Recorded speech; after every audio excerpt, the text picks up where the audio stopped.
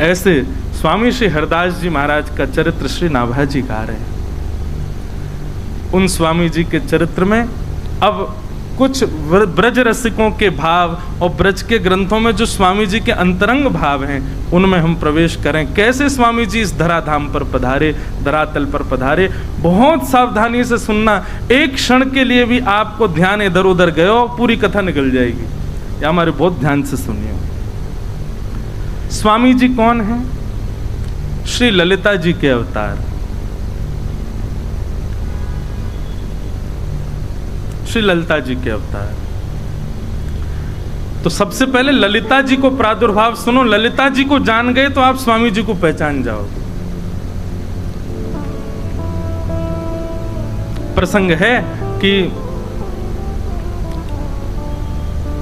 किशोरी जी और ठाकुर जी दोनों अपने नित्य निकुंज में लीला कर रहे हैं। सेज पर बैठे हैं, तभी ठाकुर जी ने किशोरी जी की रूप माधुरी को देख करके कही, आज तो मेरा मन हैरो कि मैं आपको श्रृंगार करूं। किशोरी जी बोली, तो कर दो, या मैं पूछो वाली कहा बात है। आहा, निज कर गूथ सुमन के गजरा, अपने ही हाथ पहरावत है। तू है सखी बड़ भाग बड़ी, नंदलाल तेरे घर आवत है। तू अपनों श्रृंगार करत है, तू अपनों श्रृंगार करत है। ये दर्पण हाथ दिखावत है, ये दर्पण हाथ दिखावत है। तू है सखी बड़ भाग बड़ी, गोपाल तेरे घर आवत है। तू है सखी बड़ भाग बड़ेरी, गोपाल तेरे घर आवत है। ठाकुर जी श्रृंगार कर रहे हैं किशोरी जी को, सुंदर पत्रावली बनाते जा रहे हैं। किशोरी जी अपलक नेत्रन से श्याम सुंदर को देख रही हैं। सुंदर सुंदर पुष्प तोड़ के ला रहे हैं, स्वयं उनके गजरा बना करके हाथन में पहना रहे हैं, बाजून में पहना रहे हैं। निज कर गूथ सुमन के गजरा, अपने हाथन से किशोरी जी के विशाल केशन को ठाकुर जी स्वयं गूथ रहे हैं। ये निकुंज की चर्चा है भैया। अब जैसे ही केश गूथ दिए, उनमें सुंदर सुंदर पुष्प लगाए, किशोरी जी बोली, अब ने दिखाओ तो कैसो श्रृंगार कियो मेरो। ठाकुर जी बोले, हाँ अब ही लाऊं। अच्छा, कितनी सुंदर छवि है कि किशोरी जी दर्पण लेकर के बैठी हैं और ठाकुर जी पीछे केश संवार रहे हैं। अब वह दर्पण में किशोरी जी अपने आप को नहीं देख रही हैं, तिरछा सो करके पीछे खड़े श्याम सुंदर को देख रही हैं, और श्याम सुंदर वही दर्पण में किशोरी जी को देख रहे हैं। पीछे खड़े हैं तो आमने सामने को दर्शन सुख नहीं मिल रहा हो, तो दर्पण में ही एक दूसरे को निहार रहे हैं।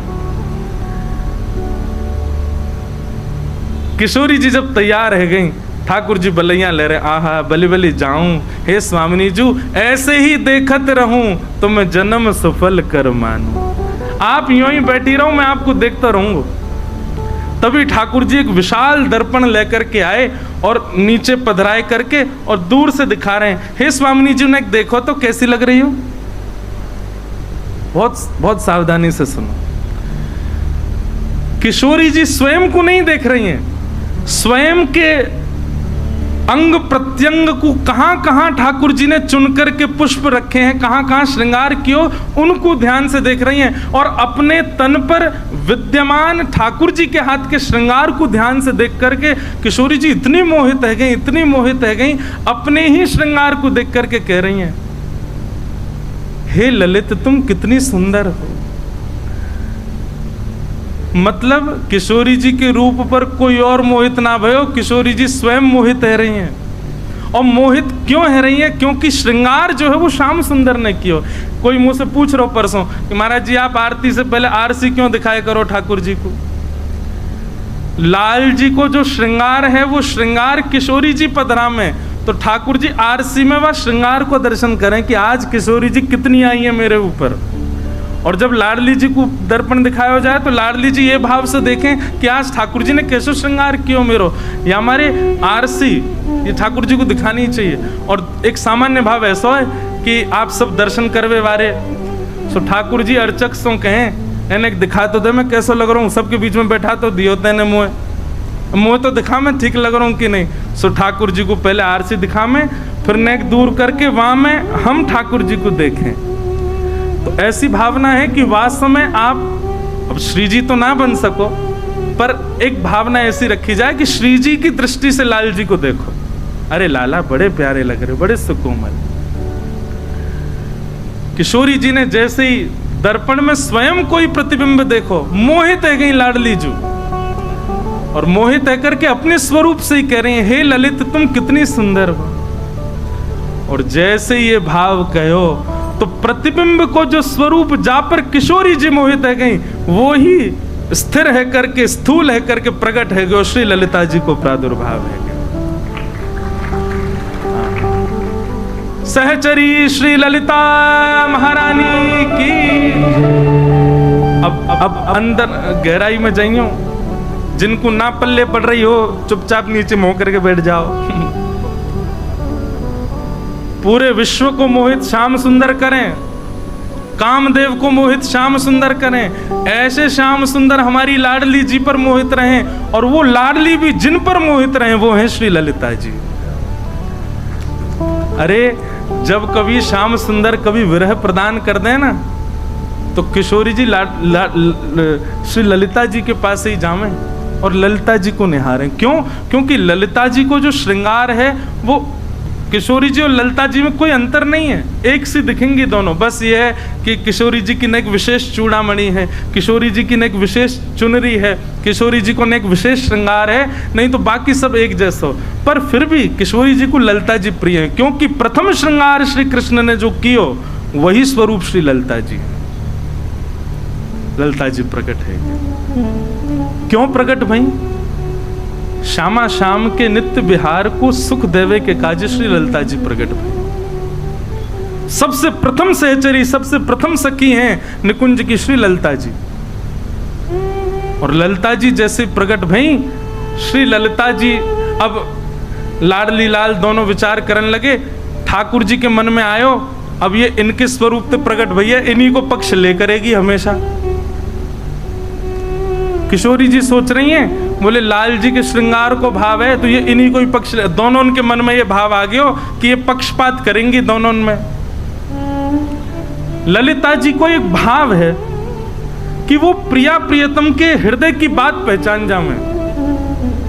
और जब जब मैं ललिता कहूं ना, स्वामी जी को स्मरण अपने आप कर लियो, क्योंकि स्वामी जी ललिता जी ही। जैसे ही प्रिया प्रियतम के मन में आयो कि ये तो पक्षपात करेंगी, एक अकेली हैं, ठाकुर जी सोच रहे हैं किशोरी जी के स्वरूप में या हमारे इनको पक्षपात करेंगी, लाडली जी सोच रही हैं इनको श्रृंगार है या हमारे इनको पक्षपात करेंगी, इन्हीं की साइड करेंगी। तभी ललिता जी को लगी नाए नाए तो पक्षपात वाली बात नहीं, दोनों प्रिया प्रियतम को श्रम भयो। तो ललिता जी ने नेत्र बंद करके विचार किया और उन्हीं में से ही अनंत सहचरियां प्रकट हो गईं और निवृत्त निकुंज वहीं प्रकट हो गया। जितनी सखियां हैं सब श्री ललिता जी से प्रकट है। ऐसे करके एक निकुंज तैयार भई, जहां पे श्री प्रिया प्रियतम नित्य विहार करें। और वह निकुंज की चाबी कौन के पास है? ललिता जी के पास, श्री ललिता जी के पास। ऐसे श्री ललिता जी को प्रादुर्भाव है। अत्यंत किशोरी जी की प्रिय हैं ललिता जी।